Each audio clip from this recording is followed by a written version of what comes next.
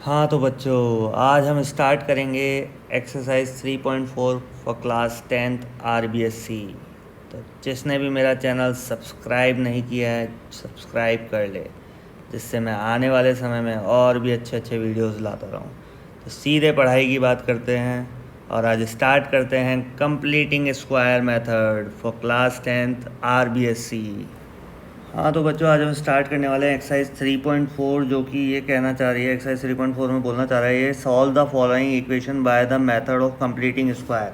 तो इससे पहले की जितनी भी एक्सरसाइज मैंने करवाई है उसमें बता रखा है कि भाई आपको किसी भी चीज़ का फैक्टर करना है या फिर कोई भी टुकड़े करने हैं उनका। जैसे अब ये भी क्या है, 3x², ये क्या है, क्वाड्रेटिक इक्वेशन है। क्या है ये, 3x² - 5x + 2 क्या है, क्वाड्रेटिक इक्वेशन है। इस क्वाड्रेटिक इक्वेशन का क्या किया जा सकता है, मिडिल टर्म स्प्लिट भी किया जा सकता है। लेकिन जो क्वेश्चन में बोल रखा है वो ये बोल रखा है, solve the following equation by the method of completing square. Completing square method क्या होता है सबसे पहले ये समझेंगे।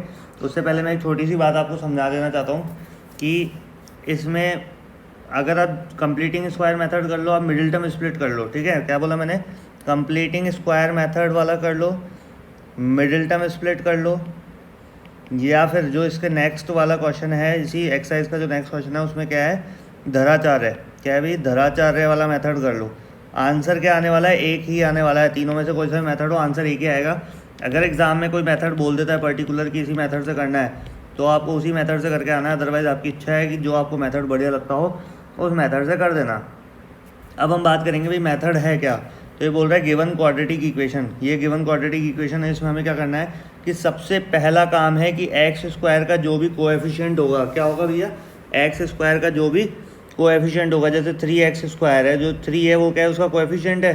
तो आपको क्या करना है, यहाँ से 3 हटाकर किसके अपॉन में रखना है, -5x/3 और प्लस का 2/3। भाई ये जो दो नंबर है ना, अदर दो नंबर है, इन दोनों के अपॉन में इनको इस 3 को रख देना है। हाँ भाई, ऐसा क्यों किया उसका रीज़न समझ लो। ऐसा इसलिए किया क्योंकि इसको जब सॉल्व करोगे आप, इसको जैसे x² रह गए हैं, यहाँ से 3 हटाना है ना, x² के कोएफिशिएंट से 3 को हटाना है। बाकी जो दो नंबर हैं, x का कोएफिशिएंट वाला नंबर और उसके अपॉन में 3 लिख दो, और जो कांस्टेंट टर्म है उसके अपॉन में 3 लिख दो। देखो इनको जब एलसीएम लोगे, 3 और 1 का एलसीएम लोगे 3 आ जाएगा। 3 को 1 से डिवाइड करोगे 3x² आ गया। 3 को 3 से डिवाइड करेंगे 1 को 5x से मल्टीप्लाई करेंगे, माइनस का 5x आ जाएगा, और प्लस का यहाँ पे 2 आ जाएगा, क्योंकि 3 इस 3 से भी डिवाइड होगा तो ये 2 क्या हो जाएगा, इधर आ जाएगा। और इक्वल्स टू में कुछ नहीं है तो 0 मानते हैं, और ये 3 क्या हो जाएगा, 0 के पास चल जाएगा तो क्या हो जाएगा, 0। तो वापस देखो, ये जो क्वाड्रेटिक इक्वेशन आई है 3x² - 5x + 2, ये वैसे वैसे आ गई एज इट इज़। इसलिए हमने ये चेंज किया है। भाई चेंज ऐसा होना कि ज़्यादा फर्क नहीं पड़े, जैसे कि भाई LHS में भी हम 5 ऐड कर दें और RHS में भी 5 ऐड कर दें, LHS में भी 10 लेस कर दें और RHS में भी क्या कर दें हम 10 लेस करके चले, तो कौन सा फ़र्क पड़ जाना है। तो उसी तरीके से कि अगर इस इक्वेशन को हम अगर ये लिख भी देते हैं तो वापस इसको सॉल्व करने के बाद यही इक्वेशन आ जानी चाहिए। अगर ऐसा होता है तो आपका मैथ्स में बैलेंसिंग बनी रहेगी, अदरवाइज़ आपने कुछ ना कुछ गलती करी है और वो गलती का भुगतान आपको आगे सॉल्यूशन जब आंसर नहीं आएगा तब पता चलेगा। तो इस चीज़ को करके देख लेना आप लोग, ज़्यादा कुछ ही नहीं करना भाई। आपका इसका x² का जो मल्टीपल था ना, उसको अदर जो दो डिजिट है भाई, x वाली डिजिट है और एक कांस्टेंट टर्म है, उस वाली डिजिट के डिवाइड में रख देना है। अब आपको क्या करना है, ये जो प्लस का 2/3 है, जो कांस्टेंट टर्म है, इसको इक्वल्स टू के इधर ले आओ, ये हो जाएगा माइनस का 2/3। जैसे जैसे मैं बोलता जा रहा हूँ उसी स्टेप को फॉलो करना है। अगर उस स्टेप को फॉलो करोगे तो आपको कहीं भी क्वेश्चन में दिक्कत नहीं आने वाली, बहुत इजीली क्वेश्चन सॉल्व हो जाएगा। भाई यहाँ तक का समझ में आ गया। फिर ये जो लैंग्वेज दे रखी है, क्या दे रखी है, statement for completing square adding square of the half of the coefficient of x on the both sides. क्या बोला है, फॉर कंप्लीटिंग स्क्वायर। भाई कंप्लीट स्क्वायर बनाने के लिए आपको क्या करना है, एडिंग स्क्वायर, किसका स्क्वायर भाई, half of coefficient of x। भाई x का कोएफिशिएंट क्या है, 5/3 आ गया ना, यहाँ 5/3x हो गया। देखो ये रहा, ये क्या हो गया, 5/3x हो गया। तो आपको 5/3 का हाफ करना है। सबसे पहले क्या करना है, 5/3 का हम यहाँ पे हाफ करके दिखा देते हैं। 5/3 मल्टीप्लाई बाय 1/2 कितना हो जाएगा, 5 1 5 और 3 2 6, क्योंकि ये कैंसिल नहीं होते तो ऊपर नीचे, तो 5/6 हो गया। भाई क्या करना है, स्क्वायर करना है किसका, half of the coefficient of x। भाई इसका स्क्वायर कर दो 5/6 का स्क्वायर, और दोनों साइड में क्या कर दो, यहाँ भी प्लस कर दिया मैंने और यहाँ भी प्लस कर दिया।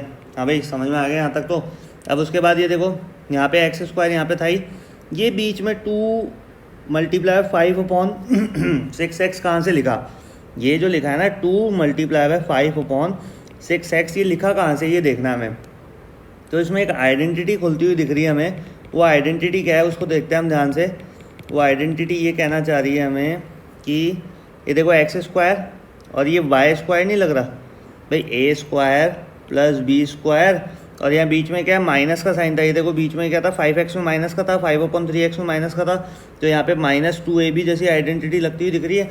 हाँ भाई ऐसा ही कुछ हो रहा है। तो इसने क्या करा है -2ab करा है एक तरह से। ये रहा -2, a कितना था हमारा, a ये रहा x। हाँ भाई a कितना है x है, और b कितना है पूरा, ये 5/6 का b है। तो ये देखो b ये रहा और ये रहा a, तो ये क्या हो गया -2ab। लेकिन अब ये ऐसा क्यों किया, इसका रीज़न समझना कि भाई हम अगर -2ab करते हैं तो इसको सॉल्व करने के बाद देखो 2 1 2, 2 3 6, तो ये 5/3x आ गया वापस, जो कि यहाँ पे पहले से था ना भाई। a स्क्वायर -2ab करके क्या आया 5/3x ही आ गया, और ये प्लस का b स्क्वायर, और ये जो इधर भी राइट साइड में भी तो प्लस करना था, क्योंकि बोल कर रहा है for completing square adding square of the half of the coefficient of x के कोएफिशिएंट का हाफ का स्क्वायर दोनों साइड में ऐड कर दो। क्या कर दो, x के कोएफिशिएंट का हाफ का स्क्वायर दोनों साइड में ऐड कर दो। वही तो किया हमने भाई। 5/3 था भाई, माइनस नहीं लेना, ध्यान रखना माइनस का मत करना, माइनस का सीन है, सिर्फ x का कोएफिशिएंट लिया तो माइनस का नहीं लेना। 5/3 का हाफ कर देना, 5/6 आ जाएगा, उसका स्क्वायर कर देना, और यहाँ पे भी ऐड कर दो, यहाँ पे भी ऐड कर दो। आपको दिख रहा है a square -2ab plus b square को क्या लिख दिया इन्होंने, a माइनस b का होल स्क्वायर में लिख दिया, x माइनस 5/6 का होल स्क्वायर। और यहाँ पे जो सॉल्व करा वो क्या किया कि भाई ये जो प्लस का साइन था राइट साइड भी उन्होंने सॉल्व कर दी, और माइनस वाले को उन्होंने हल्का सा इधर उधर लिख दिया। भाई 5 का स्क्वायर 25 था, 6 का स्क्वायर 36, इसको पहले लिख लिया और माइनस वाले को बाद में लिख दिया। भाई एक ही साइड में तो चेंज किया ना, तो लिख सकते हो आप, कोई दिक्कत नहीं है। होना तो वो एक दूसरे से माइनस ही है। अब बात करेंगे भाई इसको यूँ क्यों रखेंगे, क्योंकि जैसे स्क्वायर हटेगा ये क्या चल जाएगा, रूट में चल जाएगी वैल्यू। इसलिए हमने क्या किया 36 और 3 का एलसीएम ले लिया, 36 आ गया, 36 को 36 से डिवाइड किया, 1 आ गया, 1 को 25 से किया 25। 36 को जब 3 से करेंगे तो 3 × 12 कितना होता है 36 आता है 12, और 12 2 सा कितना हो जाएगा भाई, डिनोमिनेटर से क्या करते हैं डिवाइड करते हैं, और न्यूमरेटर से क्या करते हैं मल्टीप्लाई करते हैं। पता ही होगा ये तो, एलसीएम लेना बच्चों का खेल है। अब तो 36 को 3 से बैठ गया 12, 12 2 सा 24, 25 में से 24 गया, 1 बचा, 1/36। अब इसके बाद यहाँ पे आ जाओ, ऊपर जो सॉल्यूशन है क्या है भैया, यहाँ पर देखो यहाँ से स्क्वायर था, यहाँ पर ये स्क्वायर हटा, ये रूट में चले गए। जब भी रूट में जाएगी वैल्यू तो रूट के बाहर क्या आएगा, प्लस माइनस का साइन आएगा, ध्यान रखना मेथड है, इसलिए यहाँ पे प्लस माइनस आ गया। अब भाई 1 का रूट तो 1 होता ही है, और 36 का 6 होता है, पता है हमें। अब ये माइनस का 5/6 का आ जाएगा, राइट साइड में आ जाएगा, क्या आ जाएगा x = ±1/6, और ये माइनस का 5/6 से आ जाएगा इधर आके प्लस का 5/6। तो एक बार तो प्लस में ले लेना 1/6, और एक बार क्या ले लेना माइनस में। तो देखो इन्होंने क्या किया, एक बार तो प्लस का 1/6 प्लस 5/6 ले लिया, एक बार माइनस का 1/6 और प्लस का 5। भाई 5/6 तो प्लस का ही रहेगा ना भाई, किसके आगे है साइन, प्लस और माइनस 1/6 के आगे। तो एक बार इन्होंने यहाँ पे 1/6 प्लस का ले लिया, और एक बार यहाँ 1/6 माइनस का ले लिया। तो उसके बाद तो आप लोगों को पता ही कि भाई एलसीएम का पूरा फॉर्मेट है। इसी तरीके से सारे क्वेश्चन होने वाले हैं। मैं आगे आने वाले वीडियोज़ में भी इसी तरीके सारे क्वेश्चन समझाऊँगा। मैंने अभी सिर्फ एक मेथड समझाया आप लोगों को कंप्लीटिंग स्क्वायर का। इससे रिलेटेड और भी जो क्वेश्चन है इसका सेकंड भी मैं इसी वीडियो में एक्सप्लेन कर देता हूँ, जिससे आपको और चीज़ें आसान हो जाए। तो भाई बात करेंगे क्या कि भाई एक बार प्लस में था, और ये माइनस इधर आके क्या हो गया, प्लस में 5/6 हो गया। भाई जब इसको सॉल्व करा तो एक बार तो प्लस में 1/6 और प्लस का 5/6 ले लिया, फिर ये जो प्लस माइनस दोनों में था 1/6, तो यहाँ पे माइनस का 1/6 ले लिया। तो इस तरीके से आपको सॉल्व करना है। अगर आपको ये मेथड समझ में आया हो तो सेकंड वाला इलस्ट्रेशन मतलब सेकंड वाला जो क्वेश्चन है ये भी हम करते हैं। इसके बाद गिवन क्वाड्रेटिक इक्वेशन, भाई ये दे रखी है 5 है इसके मल्टीप्लाई में। अब कई बच्चों का ये पूछना होता है सर अगर यहाँ मल्टीप्लाई में कुछ x² का कोई भी कोएफिशिएंट नहीं हो, अरे भैया तो प्रॉब्लम तो आधी आपकी वहीं सॉल्व हो गई ना। अगर x² का कोई भी कोएफिशिएंट नहीं दे रखा तो इनके अपॉन में लिखने की कोई ज़रूरत ही नहीं होगी। सिंपल बात, ये x² का कोएफिशिएंट ही तो हटाना होता है। देखो फिर 5 हटा दिया, 5 इसके अपॉन में, इसके अपॉन में आ गया।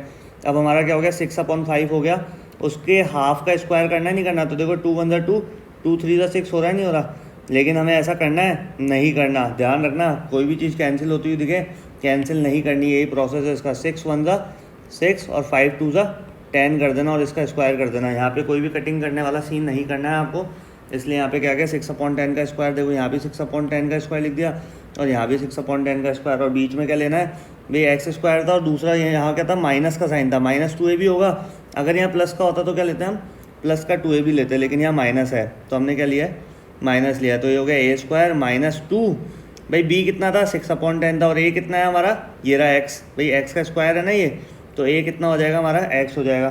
फिर वही सिचुएशन आ गई भाई, a square minus 2ab plus b square वाली, तो a माइनस बी के होल स्क्वायर की आइडेंटिटी टिका देना यहाँ पर, और यही लिख दी, ठीक है। उसके बाद यहाँ पे सॉल्व कर दिया भाई, 6 का स्क्वायर कितना हो गया 36, 100 एलसीएम लिया, ये पूरा सॉल्व हो गया 76/100 आ गया, इसका रूट कर दिया। रूट करने पे हुआ क्या कि भाई यहाँ पे 76 का इनको कट कर दिया हमने, 76 को कट कर दिया 4 से, और इसको 100 को भी कट कर दिया हमने 4 से, तो 19/25 आ गया। अब आपको पता है 19 का तो कोई रूट होता नहीं है, क्या नहीं होता भैया, 19 का तो कोई रूट होता नहीं, लेकिन 25 का तो होता है। तो इसका सॉल्यूशन क्या हो जाएगा वो मैं यहाँ साइड में करके बता देता हूँ, हमें नेक्स्ट पेज पे जाने की ज़रूरत ही नहीं है, यही हम सॉल्व कर देंगे भाई। जहाँ रूट निकल जाए तो निकल जाए, नहीं निकले तो क्या करेंगे, ज़बरदस्ती तो करेंगे नहीं उसके साथ। तो यहाँ पे क्या कर देंगे हम, x इक्वल्स टू रूट में 19/5, ये प्लस माइनस में, और ये माइनस का 3/5 इधर आ जाएगा, तो क्या हो जाएगा प्लस का 3/5, ठीक है। अब आपको क्या करना है, एक बार तो प्लस में लेना है, क्या लेना है, एक बार तो यहाँ पे आपको प्लस में लेना है, और एक बार माइनस में लेना है। तो भाई एक बार मैंने लिख दिया रूट 19/5 प्लस 3/5, एक बार प्लस में लेना है ना, प्लस लिख दिया है ना, एक बार माइनस रूट 19/5 प्लस 3/5, तो आंसर क्या आ जाएगा इसका, तो 5 कॉमन आ जाएगा एलसीएम, उसके बाद रूट 19 प्लस 3 हो जाएगा, ठीक है। और इसका क्या होगा, इसका भी वो 5 आ जाएगा, बस 19 का जो रूट है ना वो माइनस में आ जाएगा और प्लस का 3 आ जाएगा, बस ये दो ही आंसर आ जाएंगे। इस तरीके से आपको क्या करना है, सॉल्व कर देना, ख़त्म बात। तो एक बार क्या हो जाएगा प्लस में हो जाएगा, एक बार माइनस में हो जाएगा। ज़्यादा से ज़्यादा आपको क्वेश्चन में क्या देगा भाई, सॉल्यूशन आप कैसे लिख के आ सकते हो, 3 प्लस रूट 19/5, और इसको क्या लिख दोगे 3 माइनस रूट 19/5। ये नहीं भी लिख के आओगे ना, कोई ज़रूरी नहीं है, इसने क्या किया माइनस का रूट 19 है इधर ले लिया। जैसे कि मैंने इससे पहले वाले क्वेश्चन समझाया था कि भाई जो माइनस वाली वैल्यू है हम इधर उधर कर सकते हैं, इक्वल्स टू के एक ही साइड में, वैसे इसने कर दिया। तो इस तरीके से आपके दो जो क्वेश्चन है वो कंप्लीटिंग स्क्वायर के यहाँ पे समझ में आ गए हैं। इसके बाद कौन कौन से भाई, 3rd, 4th, 5th, 6th और 7th, ये जो 5 क्वेश्चन है ये अगले वीडियो में आएंगे। तो इसी तरीके से अगर आप लोगों को समझ में आया तो लाइक, कमेंट, शेयर, सब्सक्राइब करना ना भूलिए, और इसी तरीके से जुड़े रहिए जिससे मैं आने वाले समय में और भी अच्छे से अच्छे वीडियो आपके सामने ला पाऊँ। राधे राधे।